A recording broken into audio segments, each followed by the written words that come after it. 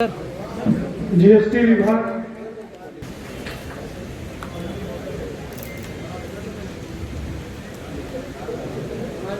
इसी के क्रम में श्रीकांत तिवारी जी जो हमारे जीएसटी विभाग के उपायुक्त,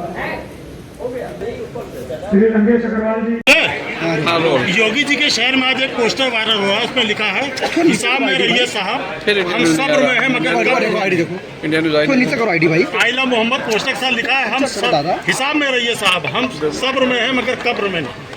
क्या इस तरीके की हिमाकत जो लोग कर रहे हैं और जो इस तरीके का या तो कोई बयान दे रहा है या इस तरीके की जो हरकतें कर रहा है, ठीक है। अब देखिए, आप देखें कि पिछले 7 वर्षों में 7.5-8 वर्षों में योगी जी ने अपनी सरकार में लॉ एंड ऑर्डर को बना के रखा है। तो अब अगर ये लोग अगर यही भाषा चाहते हैं कि उसी भाषा से इनको जवाब दिया जाए तो कोई बात नहीं, सरकार उसी भाषा में जवाब देगी। अच्छा, जिस तरीके से आज आजम खान अगले साल तो मिलने गए आजम खान से, खुद आजम खान रिसीव किए, बाद में एक सपा सांसद को लेके नहीं गए, क्या उन्हीं की पार्टी में खटापट चल रही है क्या कि वो अखिलेश से मिलना चाहते हैं? मुझे ये बात समझ में नहीं आती कि मीडिया इतना क्यों आजम खान को हाइप दे रही है। आखिर वो जेल में जब थे तो आरोपों पे जेल में थे, न्यायालय की प्रक्रिया के तहत उनको सजा सुनाई गई और उन्होंने जेल काटी है। वो कोई तीर्थ स्थल पे तो नहीं गए थे कि उनको जेल हो गई है। अब अगर बेल पे छूटे हैं तो ठीक है, वो भी एक न्यायिक प्रक्रिया है कि वो बेल पे आ जाए, कोई बरी तो हुए नहीं है। कोई भी उनसे मिलने जा रहा है वो उनका व्यक्तिगत मामला है। कोई अगर मान लीजिए उनके राष्ट्रीय अध्यक्ष उनसे मिलने जा रहे हैं तो उनकी पार्टी में हैं तो उनसे मिलने जा रहे हैं। आखिर इस बात को हमें इतनी तूल नहीं देनी चाहिए। भाजपा के एक सांसद ने आजम खान को भाजपा में आने का निमंत्रण दिया था, क्या अगर आजम खान भाजपा में आते हैं तो क्या आप लोग एक्सेप्ट करेंगे उनको? देखिए, ये तो कोई मतलब ही नहीं है। हमारी पार्टी में किसको आना है किसको नहीं आना है इसका निर्णय हमारी पार्टी के राष्ट्रीय नेतृत्व करता है।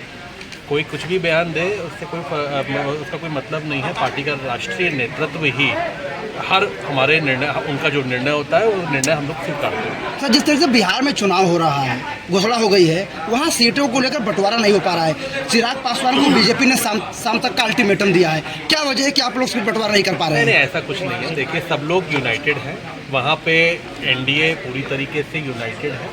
हम लोग एक साथ चुनाव लड़ रहे हैं। हाँ, ठीक है, थोड़े बहुत कुछ लोग मतलब कुछ दल हमारे, ठीक है, वो देखिए हर व्यक्ति कोशिश करता है कि वो ज़्यादा से ज़्यादा सीटों पर लड़े, लेकिन पार्टी का राष्ट्रीय नेतृत्व है, एक बहुत ही सीजन नेतृत्व है। वहाँ पे माननीय जो प्रभारी बनाए गए हैं बहुत ही सीजन नेता है, बहुत ही सीनियर नेता है। सब मिलकर बातचीत कर रहे हैं और बातचीत का हल निश्चित तौर पे निकलेगा।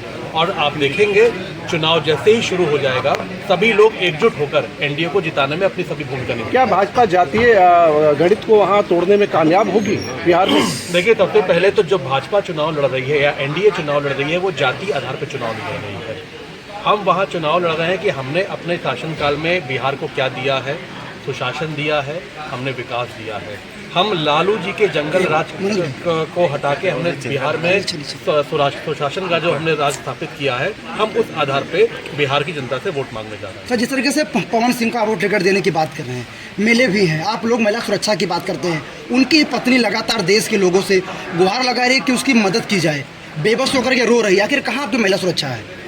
देखिए, आरजेडी के लोग निशाना साध रहे हैं कि ऐसे लोगों को लोग टिकट देने जा रहे हैं। आरजेडी महिला सुरक्षा की बात करेगी तो हम उसका जवाब देंगे। आप बताइए, तो हताशक बात होगी, हंसने वाली बात होगी। आरजेडी जिनकी सरकार में महिलाओं का अपहरण होता था, महिलाओं की हत्या होती थी, अब वो महिला सम्मान महिला सुरक्षा की बात करेंगे?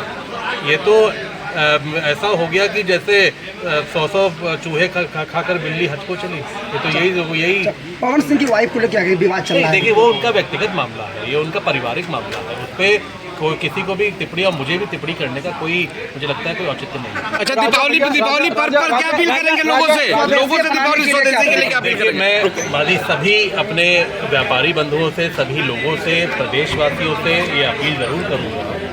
माननीय प्रधानमंत्री जी ने स्वदेशी अपनाओ का जो संकल्प लिया है और जो नारा दिया है, मैं सबसे अपील करूंगा कि हमने स्वदेशी अपनाए। हम लोग दीपावली में स्वदेशी चीज़ों को अपनाएं जो हमारे भारत में बनी है, उन चीज़ों का इस्तेमाल करें और स्वदेशी के मंत्र को आगे भी हम लोग लेकर जाएं, जिससे हम मेक इन इंडिया की जो बात कर रहे हैं वो मेड इन इंडिया का नारा हम लोग साकार करें। अच्छा, जैसे गोंडा में गिरी लेने चोरी हुआ था, गोंडा में आपने कार्रवाई की, लेकिन अभी तक गिरफ्तारी नहीं हुई।